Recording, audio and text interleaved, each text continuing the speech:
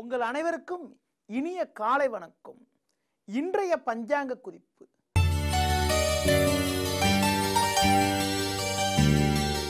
பதினைந்து 8/2015 ஆடி 30 சனிக்கிழமை.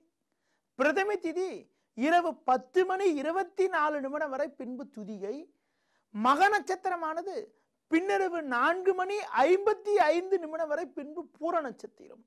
நாள் முழுவதும் அமிர்த யோகம். ராகு காலம் காலை 9 மணி முதல் 10:30 வரை. யமகண்டம் பிற்பகல் 1:30 முதல் 3 மணி வரை.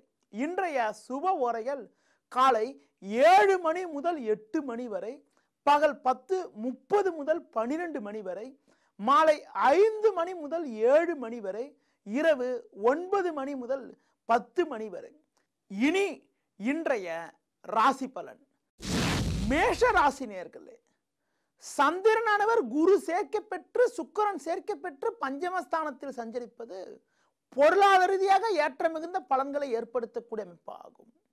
குடும்பத்தில் ஒற்றுமை அதிகரிக்கும். புதிய வாய்ப்புகள் உங்களை தேடி வரும். ரிஷப ராசி நேயர்களே, 3ஆம் வீட்டில் சூரியன் செவ்வாய் சஞ்சரிப்பது உங்கள் பலத்தை அதிகரிக்கக்கூடிய ஒரு உன்னதமான அமைப்பு என்றாலும், சந்திரனானவர் 4இல் சஞ்சரிப்பதால் தேவையில்லாத அலைச்சல்கள் ஏற்படுவதற்கான வாய்ப்புகள் இருக்கிறது. கொடுக்கல் வாங்கல் விஷயத்தில் சற்று கவனத்தோடு இருப்பது, உடன் இருப்பவர்களை அனுசரித்து செல்வது மிக மிக சிறப்பு. மிதுன ராசி நேயர்களே, சந்திரனானவர் குரு சேர்க்கை பெற்று 3ஆம் வீட்டில் இருப்பது உன்னதமான அமைப்பு ஆகும். எதிர்பாராத உதவிகள் எல்லாம் கிடைக்கும். புதிய வாய்ப்புகள் உங்களை தேடி வரும். சூரியன் செவ்வாய் 2இல் இருப்பதால் உடன் இருப்பவர்களிடம் பேசுகின்ற பொழுது நிதானத்தினை கடைபிடிப்பது மிக மிக நல்லது. கடக ராசி நேயர்களே, ஜென்ம ராசியில் சூரியன் செவ்வாய் சஞ்சாரம் செய்வதால் நிதானத்தோடு செயல்பட்டால் ஏற்ற மிகுந்த பலன்களை எளிதில் அடைய முடியும். 2ஆம் வீட்டில் குருவும் சுக்கிரனும் சஞ்சரிப்பது, சந்திரனானவர் 2இல் சஞ்சரிப்பது பொருளாதார ரீதியாக ஏற்ற மிகுந்த பலன்களை ஏற்படுத்தக்கூடிய அமைப்பாகும். குடும்பத்தில் நல்லது பலன் அடைவதற்கான வாய்ப்புகள் இருக்கிறது.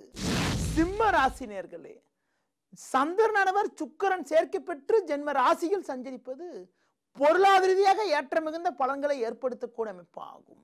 குடும்பத்தில் மங்களகரமான சுபகாரியங்கள் கைகூடுவதற்கான வாய்ப்புகள் கூட இன்றைய நாளில் உள்ளது.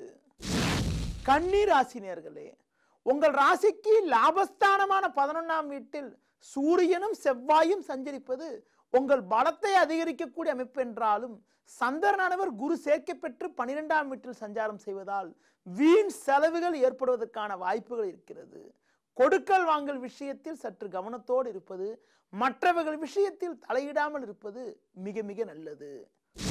துலா ராசி நேயர்களே, உங்கள் ராசிக்கு லாபஸ்தானமான 11ஆம் வீட்டில் சந்திரனானவர் குரு சுக்கிரன் சேர்க்கை பெற்று சஞ்சரிப்பது அற்புதமான அமைப்பு ஆகும். நீங்கள் நினைத்ததெல்லாம் நடக்கும். உடன் இருப்பவர்களுடைய ஆதரவானது மிக மிக நன்றாக இருக்கும். விருச்சிக ராசி நேயர்களே, உங்கள் ராசிக்கு 10ஆம் வீட்டில் சந்திரனானவர் குரு சேர்க்கை பெற்று சுக்கிரன் சேர்க்கை பெற்று சஞ்சரிப்பது அற்புதமான அமைப்பு ஆகும். உங்களது பலமும் வலிமையும் அதிகரிக்கும். கணவன் மனைவியிடையே இருந்த பிரச்சனைகள் எல்லாம் முழுமையாக விலகி ஒற்றுமை அதிகரிக்கும்.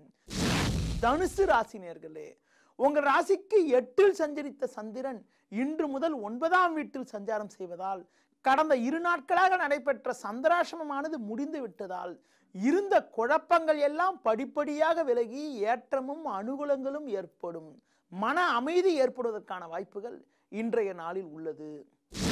மகர ராசி நேயர்களே, சமசப்தமஸ்தானமான 7ஆம் வீட்டில் சூரியனும் செவ்வாயும் அமையப்பெற்று அஷ்டமஸ்தானத்தில் சந்திரனானவர் சஞ்சரிப்பது சாதகமற்ற அமைப்பு ஆகும். தேவையற்ற நெருக்கடிகள் ஏற்படும். உடன் இருப்பவர்களே உங்களுக்கு தேவையற்ற சோதனைகளை ஏற்படுத்துவார்கள் என்பதனால் எதிலும் சற்று நிதானத்தோடு இருப்பது, மற்றவர்கள் விஷயத்தில் தலையிடாமல் இருப்பது மிக மிக சிறப்பு.